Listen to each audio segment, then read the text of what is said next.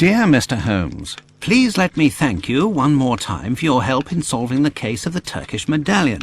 I'm sure that if the story could go public, the whole country would be as grateful as I am to you. As you may have surmised, I have a very urgent and confidential matter which requires your immediate assistance. You probably are aware that we are going to celebrate the birthday of a very important person, a member of the government. I can't mention their name in this letter for obvious reasons. The most famous and accomplished artists were selected and invited to perform. We are confident about their reputations. However, we have concerns about one performer in particular, a young Italian diva, Gallia, as there are certain rumours circulating about her. She has also provoked great acclaim in every European capital where she has appeared. We want to include her in this gala event, but have reservations about her reputation. She is, as fortune would have it, in London for another engagement. Sir Bromsby has invited her to perform during a reception to commemorate the return of his daughter to England. Due to reasons of politics and security, I can't attend the reception myself. Apart from yourself, I do not know anyone else I would be able to complete a mission of such importance. Together with this letter, I am sending 2 invitations, as I assumed your eminent colleague, Dr. Watson, would be accompanying you. A cab will arrive at 221B Baker Street at 8 p.m. to take you to Sherringford Hall. Even though I know that the prospect of attending a private concert given by perhaps the best voice in Europe is very attractive for a music lover like yourself, please allow nothing to distract you from this important mission. Yours sincerely, Lord Cavendish Smith. How can we refuse a mission of such importance? Appearances to the contrary, I believe that the future of the nation can depend on our presence. Are you with me? If the future of the nation depends upon our presence, Holmes, then you can count on me.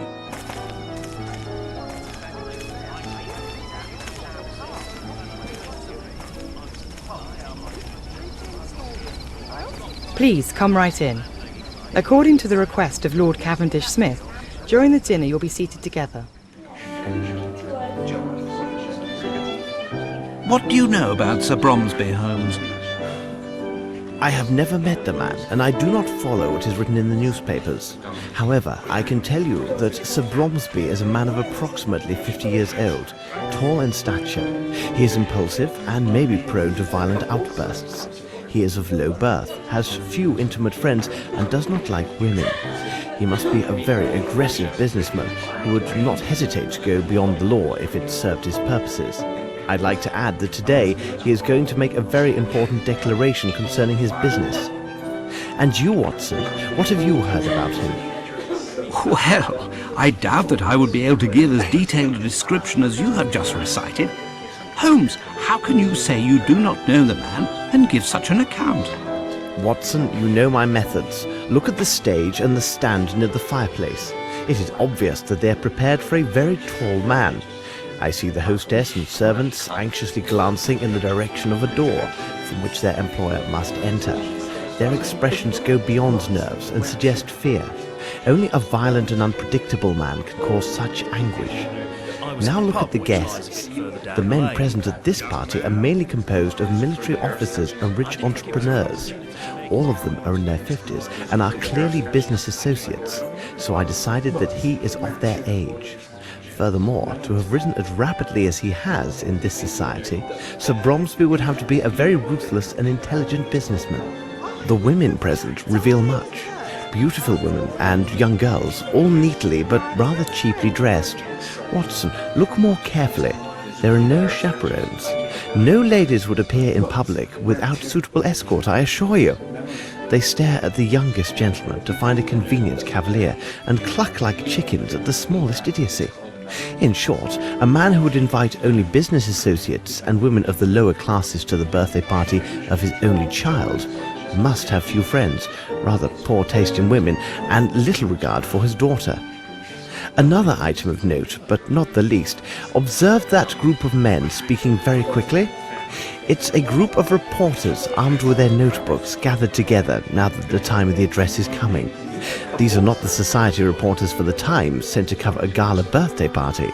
These are the regular reporters who had come only to gain news about the future of the Bromsby Empire. I will conclude by saying that no man, except a lunatic, would accept such an arrangement of tables and furniture. Look quickly, Watson. I hear applause. Sir Bromsby is coming. Ladies and gentlemen, let me thank you all for attending this special reception.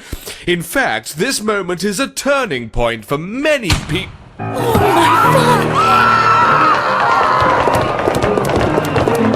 Watson, quick! Tell Miss Lambert not to allow anyone to leave and to send a man for the police immediately.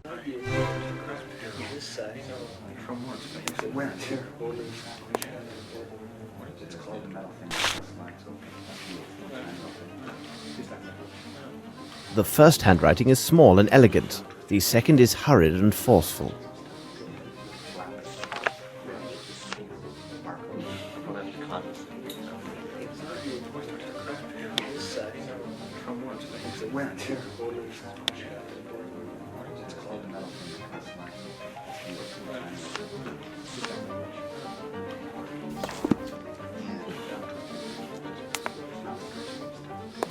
Excuse me, if I may. I am Sherlock Holmes. What do you wish to know? I must ask, who are you? I am the doctor from the village near the hall. Is he still breathing? He died instantly. Where is the bullet? It's still in the body. I must obtain police authorization to extract it. Thanks, Doctor. Never mind.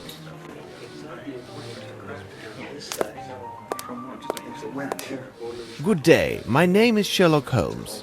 Would you mind if I asked several questions? If it helps you.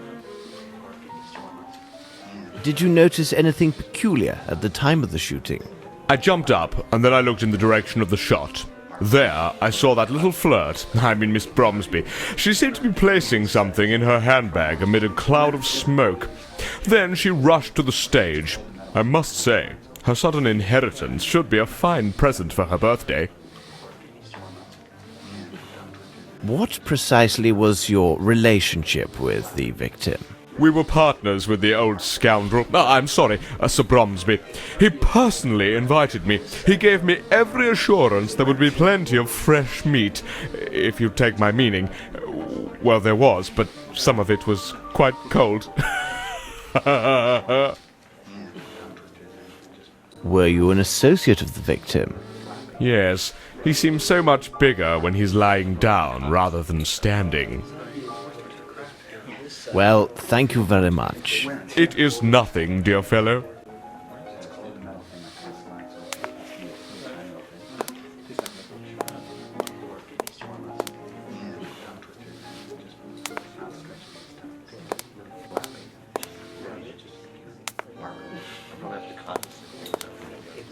You do not seem the least bit alarmed. In India, I became quite familiar with the sound of gunshots. Therefore, their sudden occurrence does not alarm me as they would a woman or certain officers in attendance. Could you explain your presence at this reception? Bromsby sent me 2 invitations for myself and the wife. My wife has fainted due to the shock of these events. I do hope her condition will last a good while longer, so that I may toss off several glasses of this excellent sherry. Why didn't you intervene? It would have been of no use. Whoever he is, the man who did this is either a perfect shot or extremely lucky, because old Bromsby had no chance at all. Very well. Thank you. My pleasure.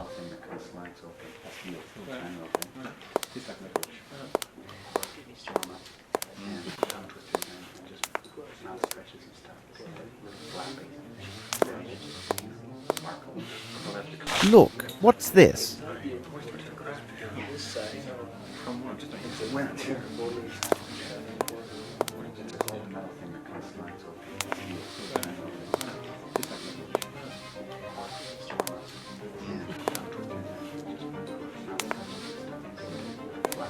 Excuse me, could you answer some questions? You're quite welcome. Where were you at the moment this tragedy occurred? Like all the servants, I was in the ballroom. 'Twas the special orders of the old crab. In my opinion, it was done in particular to have more people there to applaud him. Canny old bird, wasn't he? What sort of man was Sir Bromsby? I mean, as an employer. Troublesome and bad-tempered, but he paid well. Are you personally at the service of the Bromsby family? Yes, there are 5 of us who serve in the Sherringford Hall. There are Mary and Sue, the maids, Carl, our chef, Lamb, Sir Bromsby's coachman, and myself. All the rest were brought in just for the reception. And where are the rest of the staff? Mary is cleaning downstairs. Sue went to comfort some little goose who had been crying bitterly. It's rather odd because it seemed to me she started crying before Sir Bromsby was shot. And the coachman? Lamb is at the main gate. Miss Lambert gave him specific instructions to throw out any reporters and ensure they do not re-enter the hall. However, it would not be good if he finds you've been asking questions here. Tell me, will my name appear in the newspaper? Thank you for your help. My pleasure, sir.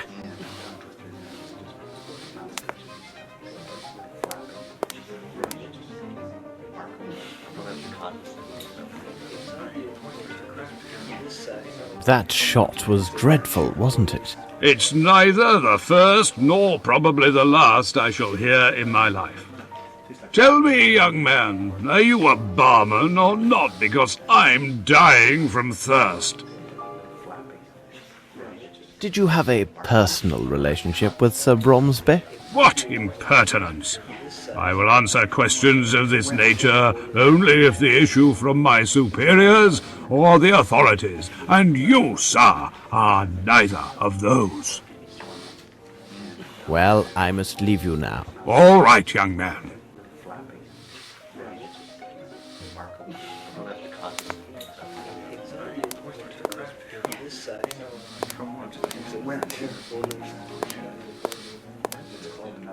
The handle is twisted down. It smells of gunpowder.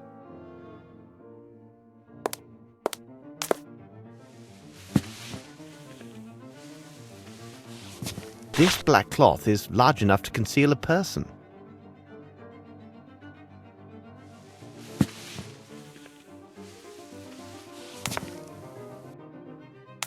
Handsome armor.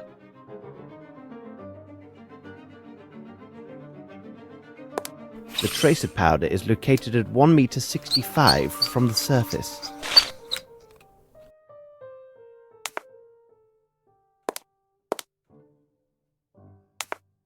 Look, what's this?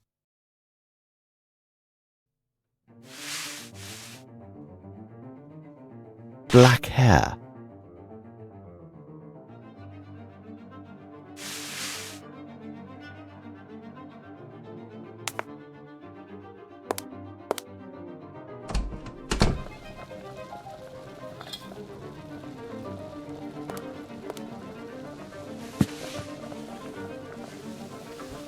It is a poor copy of a uniform button. The cannon insignias are hand-drawn.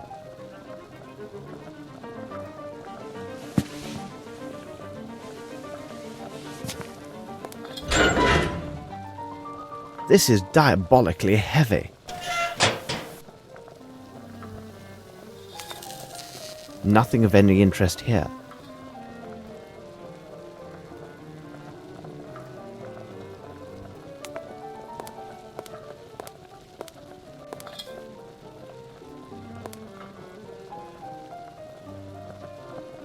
May I help you? Hello? Are you aware of what has just happened? Yes, it seems that our master has got himself killed. Scott told me that much. On his daughter's birthday. And all these nice dishes. It took me so long to prepare them. What a disaster. How would you describe Sir Bromsby? Well, as an employer, he was not easily satisfied, always insisting on some Indian or French dish. That old fowlet put it into Sir Bromsby's head that this Frenchman prepare better meals than the English. He would have had my master eating frogs stuffed with snails if he could. A Frenchman? Yes, a squint-eyed Frenchman. That must be done like this, and this must be placed like that. Well, he may well be a connoisseur of fine cuisine and service, but of everything else, Miss Lambert dared not even contradict him about the tablecloth's colour, though Bromsby hated white and insisted on blue to match the colour of the daughter's eyes. And look how he placed the tables in the ballroom. I have never seen tables arranged in such a manner. The lid of your dustbin is quite heavy. It makes some noise, doesn't it? At least we know when somebody closes it. I was in the cellar, and I heard the lid closing a little before that, what you said was the shot. I heard it again right after, but that surely must have been Mary, our maid. You say it was Mary, the housemaid. How can you be sure? The first time I saw her with my own eyes, when she came to empty the rubbish. She cautioned me not to fall asleep in the storeroom. She always has something amusing to say. The second time, I didn't see her. I only heard the lid close. I will let you get back to your work. All right. Good night, sir.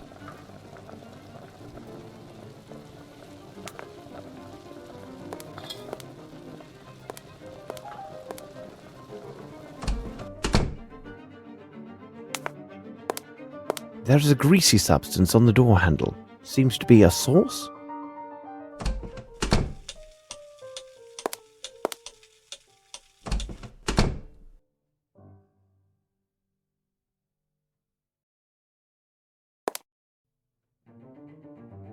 It is a size 7.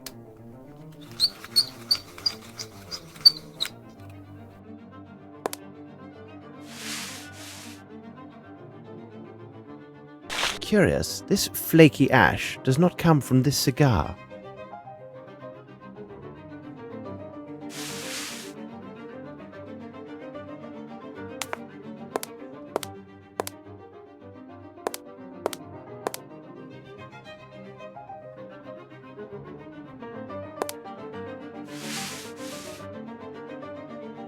It's a pair of moustache scissors.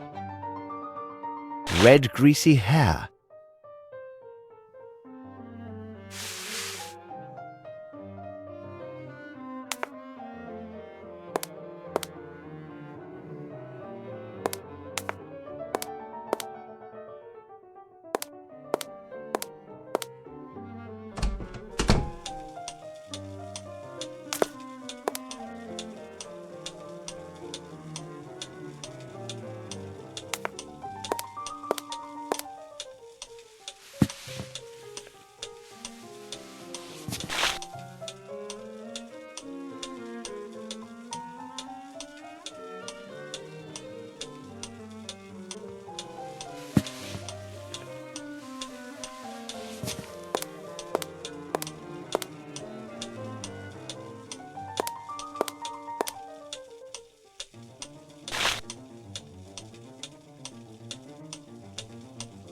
A small caliber pistol, a Wright model.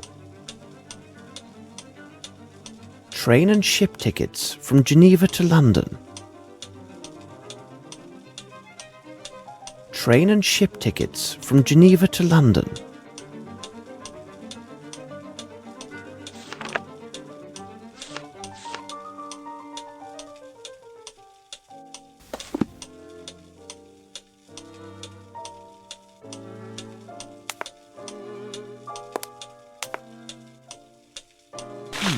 There is dust.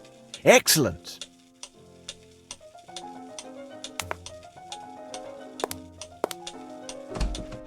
This room was rarely used. Everything else is in order.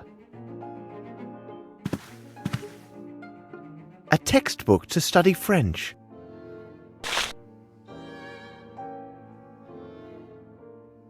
A calling card written in French.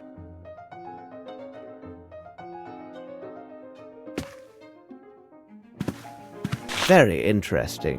What a pleasant picture. And this lady is wearing a very nice earring.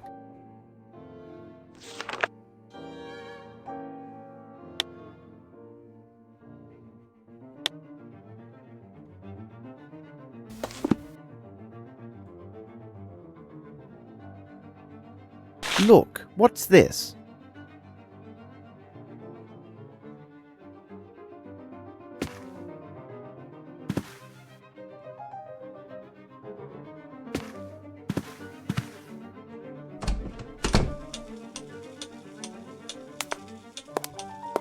There is a greasy substance on the door handle. Seems to be a sauce?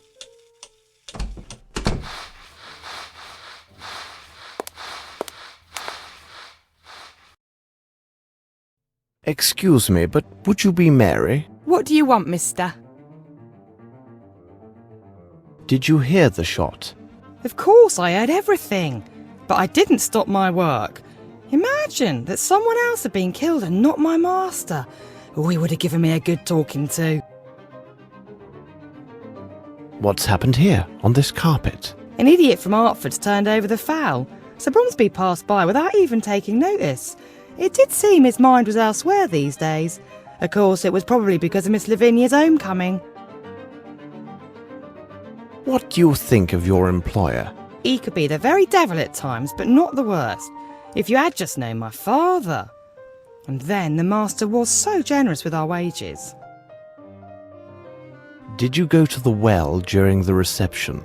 Yes, I went there once to empty my bucket, but that was before the dreadful shooting happened. Only once? I told you, only the one time. I even called out to that lout Carl not to fall asleep. Oh, he spends his time drinking in the storeroom, and I often find him asleep there.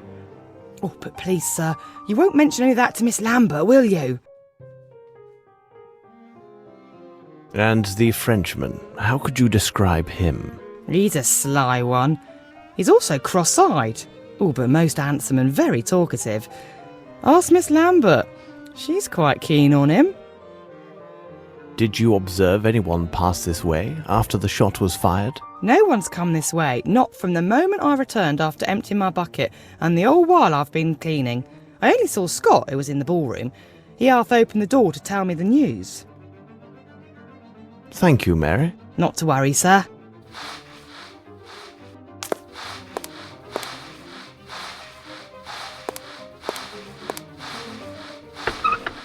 Blue tablecloths, yet they are shorter than the white ones used in the ballroom.